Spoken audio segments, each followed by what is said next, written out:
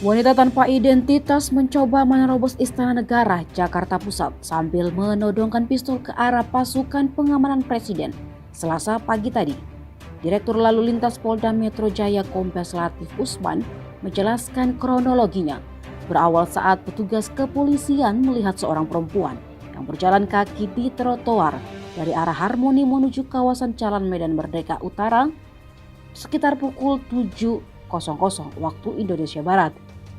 Sesampainya di pintu masuk Istana Negara, perempuan tersebut tiba-tiba menghampiri anggota Pas Pampres yang sedang berjaga dan langsung mengeluarkan senjatanya di hadapan anggota Pas Pampres.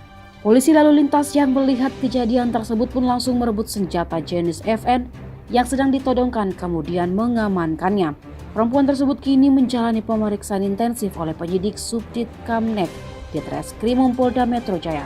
Hingga kini belum ada keterangan lebih lanjut dari aparat kepolisian terkait dengan insiden gangguan keamanan di Istana Negara itu. Sementara itu Presiden Jokowi tidak berada di Istana Presiden Jakarta saat kejadian.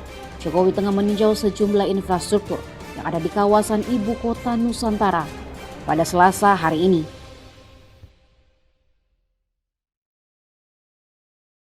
Terima kasih sudah nonton.